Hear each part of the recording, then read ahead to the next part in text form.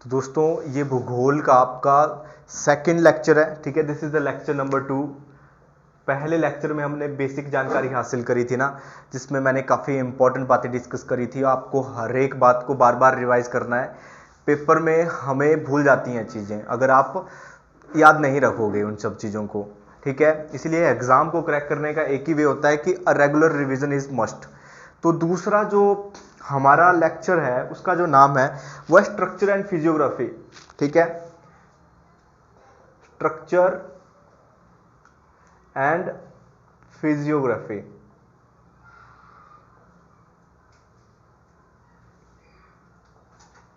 जैसा कि नाम से ही पता चल रहा है ना कि स्ट्रक्चर कैसा है, किस तरह की शेप्स हैं, किस तरह की फिजियोग्राफी है, वहां पर क्या क्या हो सकता है।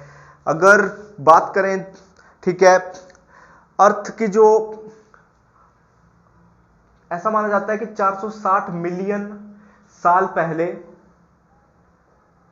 अर्थ इवॉल्व हुई थी, ठीक है। और वहां पर फिर अगर कोई न्यू बेबी जन्म ले रहा है तो कुछ ना कुछ वहां पे स्ट्रक्चरल चेंजेस आएंगे, ठीक है।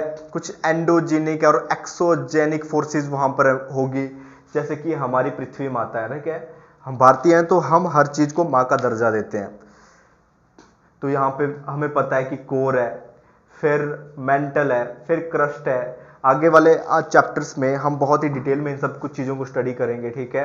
तो यहाँ पर कुछ फोर्सेस जन्म ले रही हैं, ठीक है, अंदर से, ठीक है। तो ऐसी फोर्सेस कौन सी होती हैं जो अंदर से अर्थ में कुछ ना कुछ चेंजेस लेकर आ रही हैं? तो वो फोर्सेस होती हैं एंडोजेनिक फोर्सेस। एंडोजेनिक फोर्सेस, कुछ ना कुछ चेंजेस हो रहे हैं, जैसे भूकंप कह सकते हो आप, सुनामी कह सकते हो, जो समंदर वाला भूकंप जिसे जिसका नाम है। फिर बाहर में कुछ चेंजेस आ रहे हैं, ठीक है। जैसे वेदरिंग हो रही है। वेदरिंग का क्या मतलब होता है? पहले कोई बड़ी चट्टान है, कुछ हजारों साल बाद ये बिखर रही है नेचुरल वे में, ठीक है। फिर ये टूट गई, इतने हिस्से में हो गई, फिर यही कंकर फिर से छोटे छोटे छोटे कंकरों में कन्वर्ट हो गया, ठीक है। फिर आखिर में एक तरह की रेत ही आपको मिल रही है। मतलब एक चट्टान से ही आपका रेत तक का सफर, उस चीज को क्या कहते हैं दोस्तों? वेदरिंग कहते हैं। ये खुद में ही बड़े टॉपिक हैं, ठीक है। आगे आने वाले लेक्चर्स में हम इनको डिटेल में स्टडी करेंगे। तो जो एक्सोजेनिक फोर्सेस हैं उसी की वजह से माउंटेन्स बन रहे हैं। जैसे यंगेस्ट माउंटेन रेंज कौन सी है वर्ल्ड की? हम सबको पता है हिमालयन माउंटेन्स हैं। हिमालयन माउंटेन्स जो है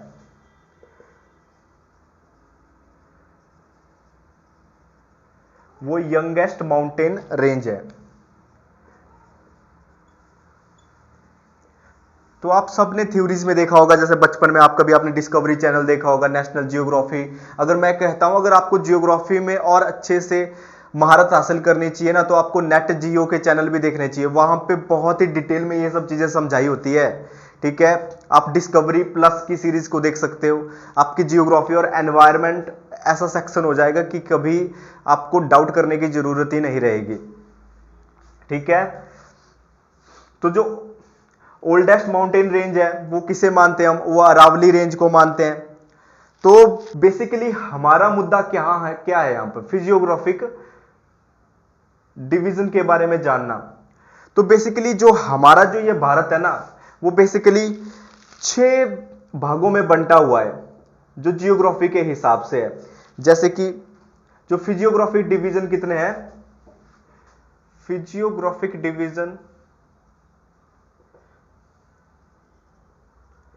अगर जो इंसान हिंदी माध्यम से है और उन्हें फिजियोग्राफी का मतलब नहीं पता है, तो फिजियोग्राफी का मतलब होता है जैसे कहीं पर पहाड़ हैं, कहीं पर प्लेन्स हैं, कहीं पर समंदर के किनारे कोस्टल एरियाज हैं, कहीं पर बहुत घने फॉरेस्ट हैं, कहीं पे आपको मरुस्थल मिलेंगे, रेतीली जमीन मिलेगी। तो ये विविधता जो जमीन के अंदर अब पाई जा रही है, तो उसको बोलते हैं फिजियोग्राफिक डिविजन्स, कि किस तरीके से किसी की जियोग्राफी, टोपोग्राफी चेंज आ रहा है। तो आप अगर देखोगे ना, तो इस वाले चीज को हमें पता है कि ये क्या है? हिमालयाज। ये पूरा की पूरा जो रेंज है कौन है? हिमालयाज। और ये जो बीच वाला पोर्शन है, बेसिकली जो बीच वाला पोर्शन है ये वाला, ठीक है, ये पूरा डेक्कन पेनिनसुला है, ठीक है, डेक्कन पेनिनसुला। ये वाला रीजन आपको क्या मिलेगा,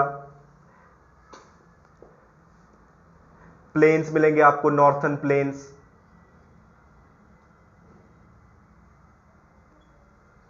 ये कौन सा मिलेगा आपको, ये डेजर्ट वाला पार्ट मिलेगा, इंडियन डेजर्ट। ये वाले रीजन कौन मिलेंगे आपको, कोस्टल प्लेन्स, ठीक है, ये आपको क्या मिलेंगे, कोस्टल प्लेन्स। और एक और रहेगा, जैसे हमारे भारत में हमारे पास अंडमान निकोबार आइलैंड्स, लक्षद्वीप आइलैंड्स है ना, तो हो गए द आइलैंड्स, ठीक है, द आइलैंड्स।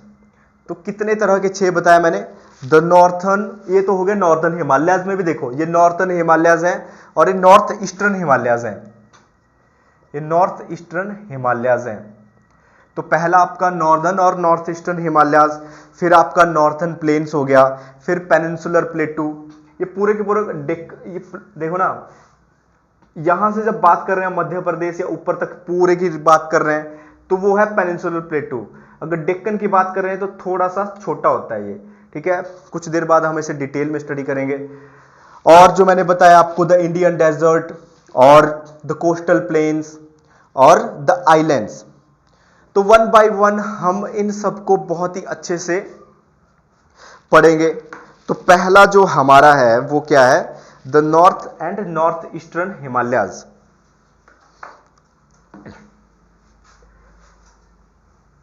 देखो हिमालय का नाम आपने हर जगह सुना हुआ है ना, और गौरव की बात होती है कि आप हिमालयन रीजन से हैं।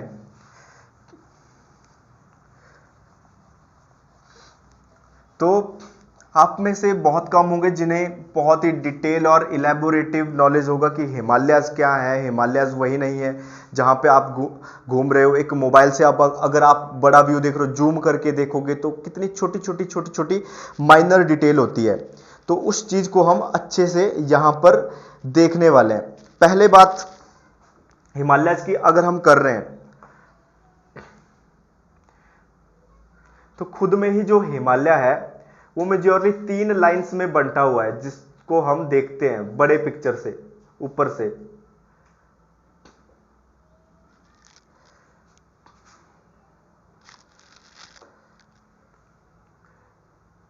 ठीक है,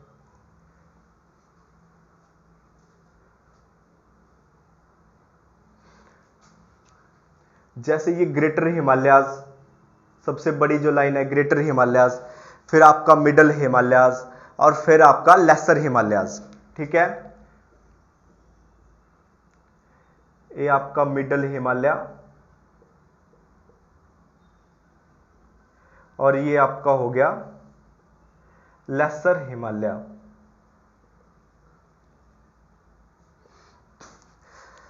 जैसा आपको पता है कि हिमालय की फॉर्मेशन कब हुई, जैसे कि 32 मिलियन साल पहले जो हमारा इंडियन प्लेट था वो एक बड़े कॉन्टिनेंट का पार्ट था। ठीक है, ऑस्ट्रेलियन प्लेट भी उसके साथ जुड़ी हुई थी, फिर धीरे धीरे शिफ्टिंग होती गई होती गई होती गई। ठीक है, जो इंडियन प्लेट है वो टकरा गई यहां पर किसके साथ, यूरेशियन प्लेट के साथ। यूरेशियन प्लेट के साथ इसका कॉलिजन होता है बहुत जोरों से। आज भी जो इंडियन प्लेट और यूरेशियन प्लेट्स है इस तरीके से, ये हो गई आपकी इंडियन प्लेट, ये हो गई आपकी यूरेशियन प्लेट। इन दोनों के अंदर ऐसे ऐसे चला हुआ है ना, घर्षण चला हुआ है, इंटरनल एंडोजेनिक फोर्सेस चले हुए हैं। जब भी दो प्लेट्स ऐसे टकराती हैं, ऐसे बीच में जाती है, तो ऐसे उभरी हुई कोई चट्टान सामने जन्म लेती है। ठीक है, तो आज भी ये सिलसिला चला हुआ है पूर्णतः। और जो लंबाई है हिमालयाज की अपडेटेड वो कितनी हो चुकी है, 8848.4 तक मीटर तक पहुंच गया है, सॉरी मीटर तक। ठीक है, ऐसा माना जाता है कि जब तक अर्थ की आयु है लगभग 16 किलोमीटर तक इसकी ऊंचाई हो सकती है, जितनी भी अर्थ की एज यहां पे रहेगी ये प्रोसेस। और उसी की वजह से जो हिमालयन रीजन है, जो इंटरनल घर्षण, इंटरनल फ्रिक्शन चला हुआ होता है, उसी की वजह से जो नेपाल है या फिर आउटर जितने भी स्टेट्स है, भूकंप आने की संभावना यहां पर ज्यादा है। और अगर बात करें हम टोटल हिमालयन रीजन की, तो लगभग इसकी जो लंबाई है ना, यहां से देखोगे आप तो ये पूरे यहां से यहां तक जितना भी हिमालय है लगभग 2500 किलोमीटर लंबा फैला हुआ है।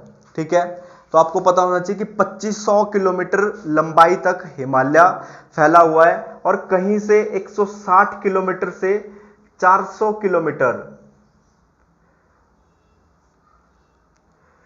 चौड़ा, जैसे मिनिमम 160 किलोमीटर, मैक्सिमम 400 किलोमीटर तक आपको इसकी विड्थनेस मिलेगी।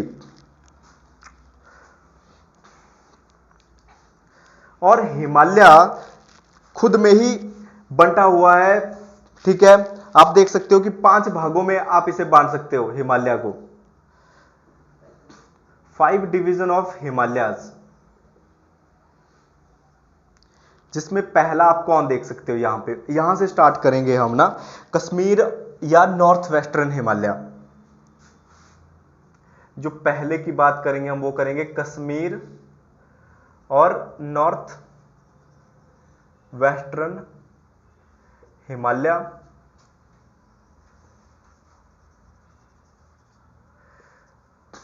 हिमाचल और उत्तराखंड हिमालय इन नंबर 2, हिमाचल और उत्तराखंड हिमालय। जैसे आगे जाते जाओगे आपको मिलेगा दार्जिलिंग एंड सिक्किम हिमालय। दार्जिलिंग जो अपर वेस्ट बंगाल का पार्ट है, ठीक है, यहां पे क्या है, Darjeeling and Sikkim Himalaya in number 3। और नंबर 4 पे आओगे आप, जहां पे मैप में देखोगे आप तो अरुणाचल हिमालय,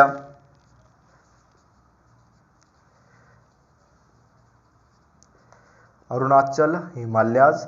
और नंबर 5 पे जो बच गया है ना, नॉर्थ ईस्टर्न हिल्स माउंटेन्स जितने भी है यहां पर ये वाले, ठीक है, तो इसको बोलते हैं eastern hills mountains, number 5।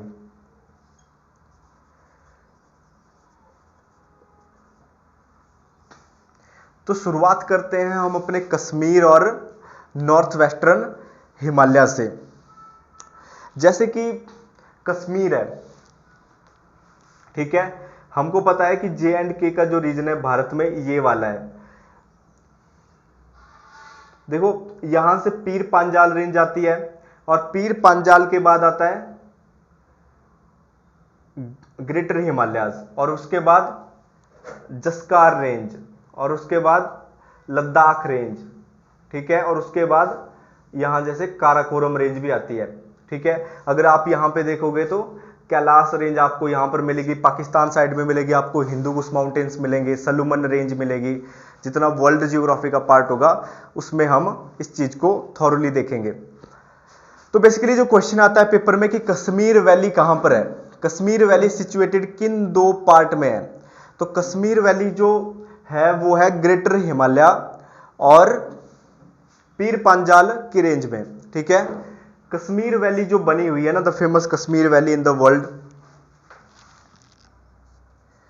Famous Kashmir valley जो है ग्रेटर हिमालय और पीर पांजाल के बीच में, यहीं पे आपको दल लेक भी मिलेगा। ठीक है, फ्रेश वाटर लेक है कश्मीर हिमालय में, दल लेक हो गया, वुलर लेक आपका फ्रेश वाटर है। अगर आप सॉल्ट लेक के बारे में बात करोगे तो पेंगोंग सो मोरेरी आपको पता होना चाहिए। ठीक है, जो सॉल्ट वाटर लेक है ना, पैंगोंग सो, ये वही वाला एरिया है जहाँ पे पैंगोंग सो, सो मोरिरी कुछ 1-2 साल पहले चाइना का कॉन्फ्लिक्ट चला हुआ था इंडिया के साथ और अभी भी चला रहता है। ये आपको मेजॉरिटी लद्दाख के साइड में मिलेंगे, ठीक है। और यहीं पे लद्दाख में साइड है एक जगह का नाम देशपैंग प्लेन। देशपैंग प्लेन, देशपैंग प्लेन अगर पूछा जाए कि कहां पर है तो कहां पर है, लद्दाख में है देशपैंग प्लेन्स। ये जगह वही है ना जितना हम स्टडी करते हैं कि चाइना के साथ कॉन्फ्लिक्ट चला हुआ है। अगर मेजॉरिटी आप कश्मीर की ही बात करोगे यहां पर, तो आपको पता होना चाहिए कि ये वाला जो एरिया है पाकिस्तान ने हथियाया हुआ है, ठीक है। ये पाकिस्तान ऑक्युपाइड कश्मीर है और यहां पर ये अक्साई चीन है जो चाइना ने हथियाया हुआ है। जो बीच वाला पार्ट है यही भारत के पास है और जो ट्राई जंक्शन है बीच में ये वाला, ये है सियाचिन ग्लेशियर, ठीक है। सियाचिन ग्लेशियर एक ऐसा पॉइंट है भारत के लिए स्ट्रेटेजिकली जहां से काउंटर कर सकते हैं हम चाइना और पाकिस्तान दोनों को, ठीक है। आपको देखा जाओ तो नॉर्थ वेस्टर्न या कश्मीर हिमालय में आपको बोलतारो ग्लेशियर मिल सकते हैं, ठीक है। बोलतारो ग्लेशियर यहां पे है, बोलतारो ग्लेशियर। और यहां पर खेती भी होती है सैफरन की, ठीक है। वर्ल्ड फेमस सैफरन की यहां पे खेती होती है जिसको यहां पर लोकली करेवा बोलते हैं। तो पूछा जाता है सवाल कि करेवा क्या है। सवाल यह पूछा जाता है यहां पे कि करेवा है क्या। तो करेवा एक सैफरन की खेती है और करेवा कहां पर मिलेगा आपको, कश्मीर हिमालयाज में मिलेगा। बस ये 2 सवाल आपके लिए इंपॉर्टेंट होने चाहिए यहां पर। और जो मेजॉरिटी पासेज हैं, ठीक है, उनका आपको पता होना चाहिए। जैसे जोजिला पास, जोजिला पास कहां पर है, जोजिला पास जो है वो है ग्रेटर हिमालय में। ग्रेटर हिमालय में आपको जोजिला पास मिलेगा। फिर बेनिहल, बेनिहल आपको पीर पांजाल में मिलेगा। बेनिहल आपको पीर पांजाल रेंज में मिलेगा।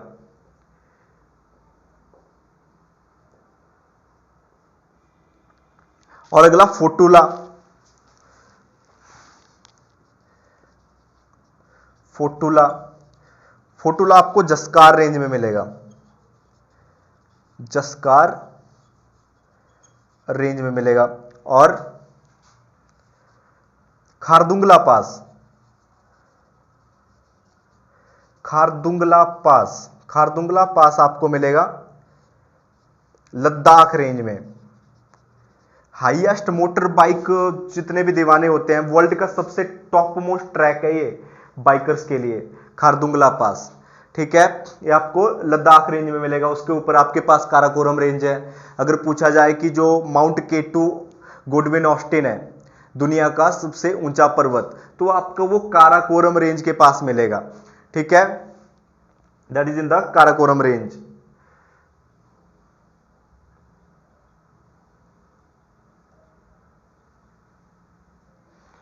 तो ये छोटी छोटी जो डिटेल्स हैं वो आपको बहुत अच्छे से पता होने चाहिए, ठीक है। नदियों को हम बाद में डिस्कस करेंगे, ठीक है। जितने भी हिमालयन रिवर्स हैं, हमें पता है कि जो हिमालयाज हैं वो कितने रिच सोर्स हैं वाटर बॉडीज के लिए। यहीं से बहुत ही छोटी बड़ी बड़ी रिवर्स का जन्म होता है जिससे लोगों का जीवन जो है वो अच्छे से चल रहा है यहां पर, ठीक है। जो दूसरे नंबर पे हम बात करेंगे वो अपने हिमाचल प्रदेश और उत्तराखंड हिमालयज की बात करेंगे।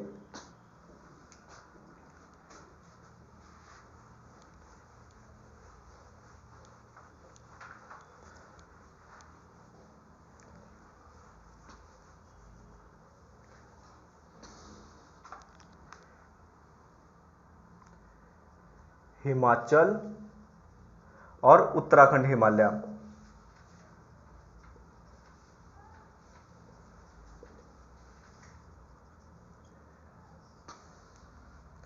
देखो मेजॉरली जो मिडिल रेंज आ रही है ना यहां पर, मेजॉरली जो यहां पर मिडिल रेंज हिमाचल में इस चीज को धौलाधार बोलते हैं, धौलाधार। और इसी चीज को उत्तराखंड में नाग तिब्बा बोलते हैं। उत्तराखंड में मेजॉरली इसी का नाम नाग तिब्बा है। और जो लद्दाख रेंज है वो एक्सटेंशन है, जहां पर जाओगे आप लाहौल एंड स्पीति किन्नौर में, ठीक है। इस लद्दाख रेंज को बेसिकली जो हिमाचल में है, क्या मिलेगा आपको वहां पर? कोल्ड डेजर्ट मिलेंगे, ठीक है, ठंड के रेगिस्तान जिसे हम कहते हैं। मेजॉरली अपर रीजन में जाओगे, तुंद्रा एक वर्ड होता है, ठीक है, जैसे तुंद्रा एक वर्ड हो गया। जैसे दूसरे रेगिस्तान होते हैं ना, बिल्कुल बर्फ के जो रेगिस्तान होते हैं जहां पर कोई पेड़ पौधे जन्म नहीं लेते हैं, तो ऐसे रीजन को क्या कहते हैं? तुंद्रा। तो एग्जाम में क्वेश्चन आता है कि व्हाट इज तुंद्रा। तो तुंद्रा क्या होते हैं? जैसे रसिया में है ना, पोलर स्टेट्स में है, बहुत ही ऊपर ऊपर पूरी तरह से बर्फ के रेगिस्तान जहां पे पोलर बियर्स पाए जाते हैं और भी बर्फ वाले जानवर जहां पे मिलते हैं, तो उसे तुंद्रक रीजन कहते हैं। तो मेजॉरली यहां पर क्या होता है? दूसरा आप देखोगे कि मिडल हिमालय और लेसर हिमालय के बीच की जो बड़ी रेंज है ना, जैसे लेसर हिमालय है, इसका क्या है? इसको शिवालिक रेंज भी कहते हैं।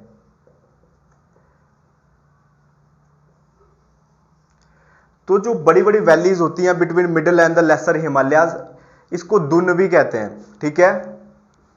तो पेपर में क्वेश्चन आता है कि व्हाट इज दुन। बहुत बार पूछा गया क्वेश्चन है ये तो, कि व्हाट इज दुन।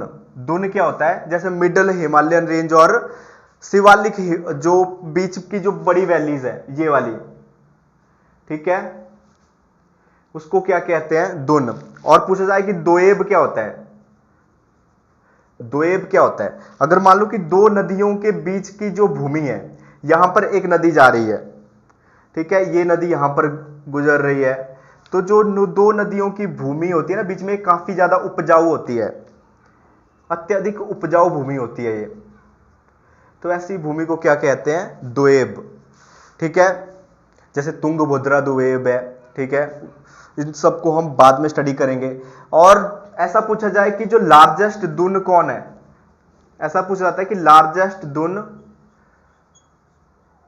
कौन सा है, तो वो कौन है? देहरादून। तो इसलिए नाम भी पीछे दून है, ठीक है।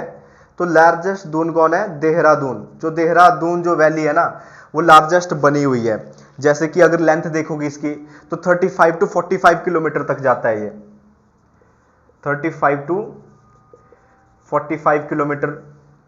और चौड़ाई देखोगे तो 22 से 25 किलोमीटर तक है दोस्तों।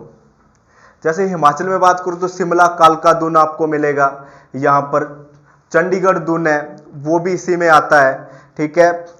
तो मेजॉरली देखोगे आप तो फेमस प्लेसेस है यहाँ पे उत्तराखंड हिमालयाज में। आपको सारे जो रिलीजियस स्थान है, धार्मिक स्थान है, आपको केदारनाथ, गंगोत्री, यमुनोत्री, ठीक है, बुंदेर पुंछ रेंज, ठीक है। तो अगर पूछा जाए कि बुंदेर पुंछ रेंज कहां पर है, बुंदेर पुंछ जो है वो आपका उत्तराखंड में मिलेगा, ठीक है। और यहीं पे यमुनोत्री ग्लेशियर भी है। तो मेजॉरली जो हिमाचल और उत्तराखंड हिमालय से हम अभी के लिए इतना ही देखेंगे। फिर बाद में थॉरली माउंटेन्स, रिवर, जितना भी स्टैटिक नॉलेज है ना, मैं सब प्रोवाइड करवाऊंगा आपको, कुछ भी नहीं छोड़ेंगे। हाईएस्ट पीक, जितने भी सिंपल क्वेश्चन बनते हैं इनसे।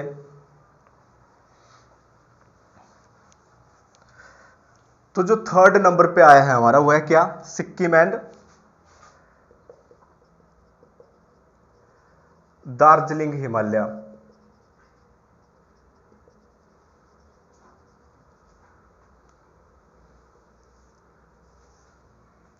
जैसे कि हमें पता है ना कि सिक्किम कहां जैसे है, सबको पता है ना, ये भारतीय मैप सभी ने देखा होगा। तो मेजॉरली यहां पर जो पोजीशन है, सिक्किम फ्लो करती है यहां पे तीस्ता रिवर। देखो हुआ क्या है, यहां का क्लाइमेट इस क्लाइमेट से थोड़ा डिफरेंट है, थोड़ा सा नॉर्मल क्लाइमेट है। यहां पर आपको थोड़े से प्लेन वैलीज ज्यादा मिलेंगी। तभी अंग्रेजों ने जो इस एरियाज के अंदर है ना, वो क्या किया है, टी प्लांटेशन आपको इस हिमालय में सबसे ज्यादा मिलेगी।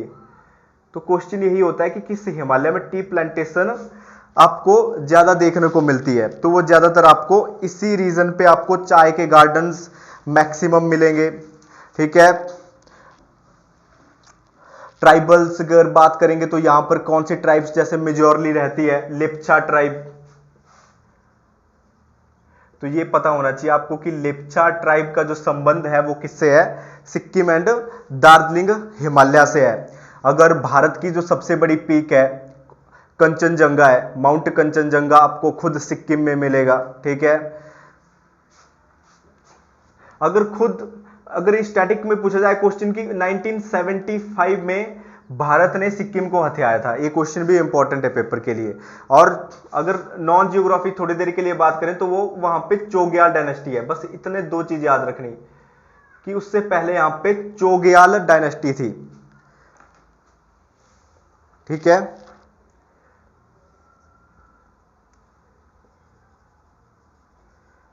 चोग्याल डायनेस्टी। तो आपको सिर्फ ये दो चीजें पता होनी चाहिए इस चीज से रिलेटेड। ठीक है, तो नेक्स्ट जो हिमालयन सीरीज को हम अपने अगले लेक्चर में पूरा करेंगे। ठीक है, आज के लिए इतना ही, बहुत बहुत धन्यवाद।